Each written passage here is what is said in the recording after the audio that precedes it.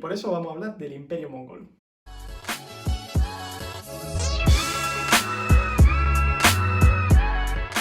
Normalmente cuando la gente piensa en un imperio suele pensar en el Imperio Romano.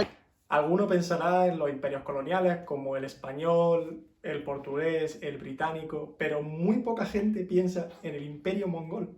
Bueno, pues este ha sido el segundo imperio más grande de la historia de la humanidad. Y todo fue gracias a este señor, Genghis Khan. Bueno, vamos a empezar por el principio. ¿Quiénes son los mongoles? Los mongoles, que no mongolos, eran una serie de tribus nómadas que vivían en la región de Mongolia. Para que lo imaginéis y los podáis visualizar, pensad en los Dothraki de Juego de Tronos. Literalmente lo mismo. Vivían en una región que era de estepa o de grandes praderas, en las que, bueno, pues no practicaban la agricultura y se dedicaban a montar a caballo y a guerrear. De estas tribus surgió un señor que se llamaba Temujin, que era uno de los líderes de una de las tribus, y se empeñó en unificar a todas las tribus de Mongolia. Pues lo consiguió. Tardó 30 años, que se dice pronto, ¿eh? Pero en 30 años unificó a todas las tribus, bajo una misma organización, y lo nombraron Gran Khan de las tribus mongolas. Khan es un término político, significa líder de las tribus mongolas, básicamente. Y bueno, cambió su nombre de Temujin a Genghis Khan. Y ya lo tenemos. Después de la unificación había un problema, y era que había que mantener unidas a las tribus, que llevaban siglos guerreando entre ellas. Para hacerlo buscó un enemigo común. Es la estrategia más antigua de la historia. ¿Cómo une a los tuyos? Buscas un enemigo común. Siempre igual.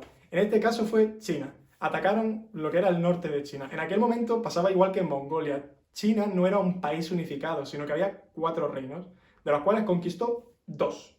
2 reinos conquistados, que eran los reinos del norte. ¿Os suena la Gran Muralla China? Pues la construyeron un par de siglos más tarde para evitar que los mongoles siguieran arrasando el norte de China. Así que... Pero es que las conquistas de Genghis Khan no acabaron ahí. Conquistó Asia Central, Afganistán, sí, Afganistán. Lo que los rusos no consiguieron hacer, esto lo hicieron en 3 años. Persia y Rusia. Atacaron Rusia en invierno, ¿vale? Genghis Khan se acordó de coger su abrigo y se fue a Rusia y lo conquistaron. Napoleón es un loser y Hitler otro loser, porque los dos olvidaron el abrigo. Para que os hagáis una idea de las dimensiones del imperio a la muerte de Genghis Khan, tenía el mismo tamaño que África. África entera, pues eso era el imperio de Genghis Khan. Tenía como un continente entero de imperio. O sea, ¿what? Para explicaros un poco cómo hacía Genghis Khan las cosas, os voy a hablar del imperio de Cuaresmia. ¿Cuaresmia?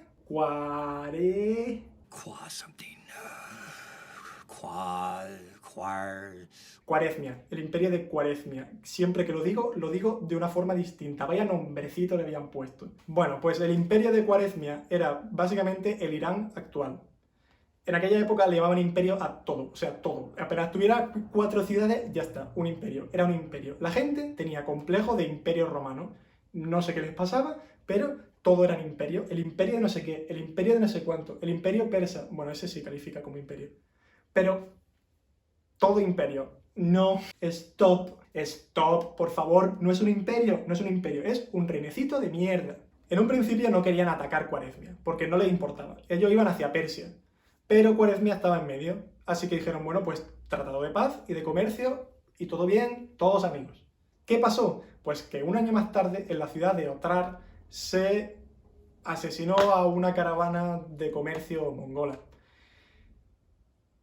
Y todo se fue a la mierda. En menos de 2 años, Genghis Khan conquistó el imperio entero y se cargó al 25% de la población. Al 25%. Unos 2 millones de personas, casi nada.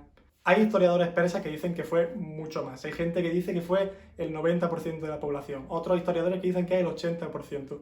Como los mongoles no tenían historiadores, hay muchas cosas que se han perdido sobre ellos. Muchas cifras específicas o datos concretos. La mayoría de información viene de historiadores persas que estaban narrando cómo Genghis Khan les estaba dando una patada muy dura en el culo.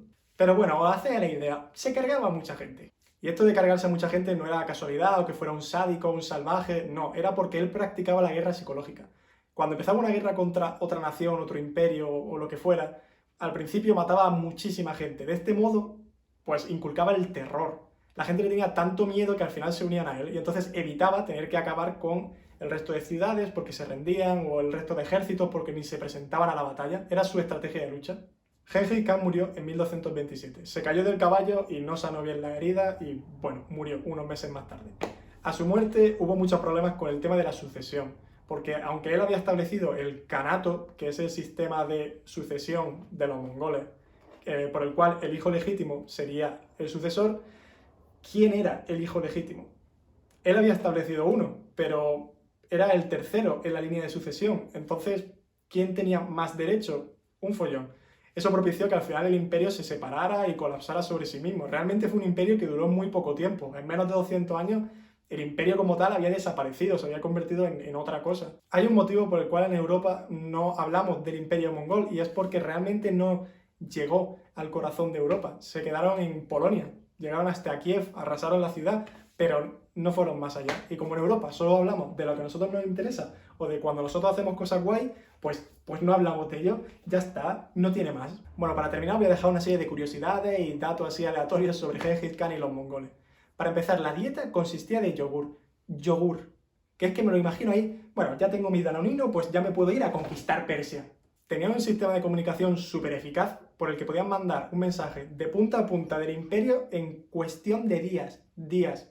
Estamos hablando de ir a caballo, ¿vale? En plan, en aquella época podía tardar meses un mensaje en llegar de una punta a otra. Tened en cuenta que las distancias eran enormes. Estamos hablando de un imperio del tamaño de África.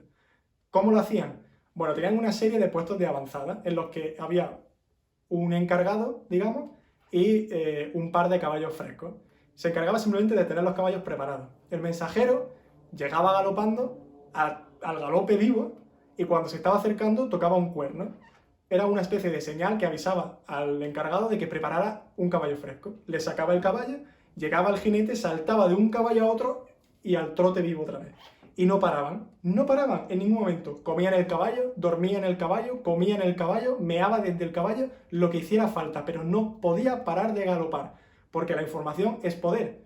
Y en una época así, más todavía, si tú tienes el grueso de tus tropas en una punta de Rusia y te están atacando en Irán, pues cuanto antes lo sepas y antes puedas empezar a moverte, mejor.